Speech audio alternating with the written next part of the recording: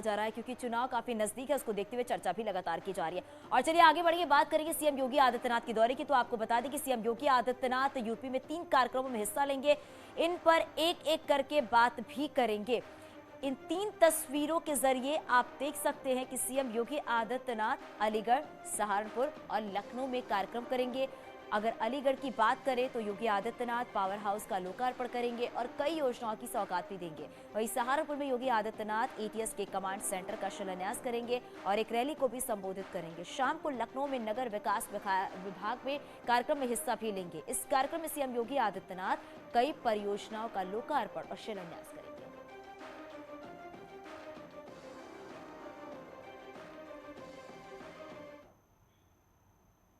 इन तीनों कार्यक्रम के बीच अगर बात करें तो सीएम योगी आदित्यनाथ का सहारनपुर दौरे पर सबकी नजर रहेगी, क्योंकि इस कार्यक्रम के दौरान ही सीएम एटीएस कमांड सेंटर का शिलान्यास करने जा रहे हैं, जो आने वाले समय में बनकर तैयार होगा। तो चलिए आपको देवबंद में बनने वाले एटीएस कमांड सेंटर से जुड़ी जानकारी देते हैं।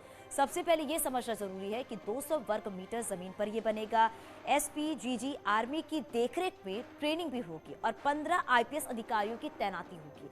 तालिबान समर्थकों पर नकेल कसने में मददगार साबित होगी। उत्तराखंड हरियाणा की सीमा से सटे सहारनपुर में इसे बनाया जाएगा एटीएस कमांड सेंटर, जिसमें 100 कमांडो की नियुक्ति की जाएगी। तो ये समझना बहुत जरूरी है। वैसे सरकार एटीएस कमांड सेंटर क्यों बना रही है, इस सेंटर को बनाने के पीछे सरकार का मकसद क्या है, ये भी हम आपको समझाते हैं। दरअसल एजेंसी की मदद लेकर सरकार किसी भी तरह की आतंकी गतिविधियों पर लगाम लगाना चाहती है। रोहिंग्या घुसपैठ को रोकने की कवायद भी की जाएगी और इसके साथ ही पश्चिमी यूपी का सबसे विवादित इलाकों में एक देवबंद इलाके में सरकार नजर रख पाएगी और इसके साथ ही दारुल उलूम में बाहर से आए लड़कों पर भी नजर रखने में मदद मिलेगी।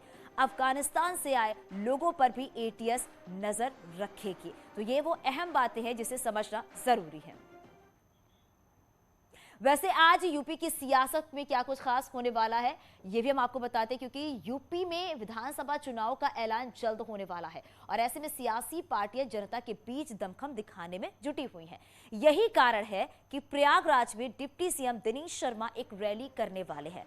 मिर्जापुर में बीजेपी प्रदेश अध्यक्ष स्वतंत्र देव सिंह रैली करेंगे। बीजेपी के पिछड़ा वर्ग सम्मेलन में भी हिस्सा लेंगे। वाराणसी में एक कार्यक्रम में भी हिस्सा लेंगे। बहराइच में मंत्री महेंद्र सिंह बीजेपी के युवा सम्मेलन को संबोधित करेंगे और मुरादाबाद में एआईएमआईएम अध्यक्ष असदुद्दीन ओवैसी भी रैली करेंगे। तो मुरादाबाद के दौरे पर रहेंगे और रैली को संबोधित करेंगे। वैसे यूपी में सियासी लड़ाई अपने चरम पर है। वैसे तो सत्ता की दावेदारी हर सियासी दल कर रहा है, लेकिन बीजेपी और समाजवादी पार्टी के बीच लड़ाई खासी दिलचस्प होती जा रही है। अब आपको ये 3 तस्वीर हम दिखा रहे हैं। इन तस्वीरों के जरिए आपको पहले सियासी लड़ाई को समझाते हैं। दरअसल योगी आदित्यनाथ ने एक ट्वीट किया है जिसमें उन्होंने अपनी विपक्षी पार्टियों पर वार किया है और इस पर अखिलेश यादव ने पलटवार किया है। उन्होंने तंज कसा है। अब समझिए आप कि क्यों बीजेपी अपमानित महसूस कर रही है। इस पर यूपी बीजेपी के ट्विटर हैंडल से पलटवार किया गया है। बीजेपी ने लिखा है कि बताओ पिता और चाचा को धकिया कर अपमानित करने का कारण क्या है।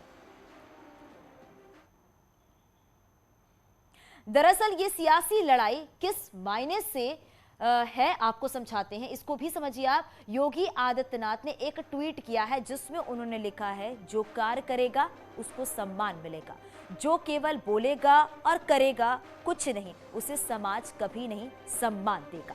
तो ये ट्वीट में लिखा गया है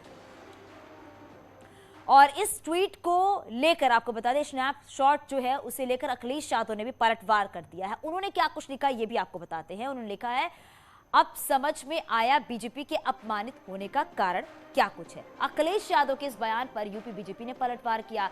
यूपी बीजेपी ने लिखा है, बीजेपी को तो 2014 में 71,217 में और 312 और 2019 में 62 सीट का जनादेश रूपी सम्मान यूपी की जनता ने दे दिया है।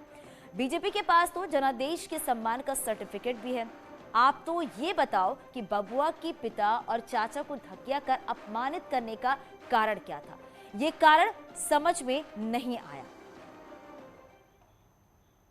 वहीं अखिलेश यादव पर यूपी के डिप्टी सीएम केशव प्रसाद मौर्य ने भी पलटवार किया है। उन्होंने देवरिया के रामपुर कारखाना विधानसभा क्षेत्र में एक रैली की है और इस मौके पर विपक्षी पार्टियों पर जोरदार हमला भी बोला। उन्होंने कहा है कि हमारे साथ आज भी किसान चट्टान की तरह खड़ा है। विपक्ष बीजेपी के इस रथ को रोकना चाहता है, लेकिन वो रुकने वाला नहीं है। वैसे लगातार हमलावर अखिलेश यादव पर केशव प्रसाद मौर्य ने भी तंज कसा है।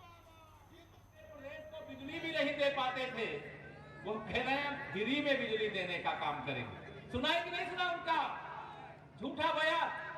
ये झूठ बोलने की अखिलेश यादव जी ऑटोमेटिक मशीन बनते जा रहे हैं।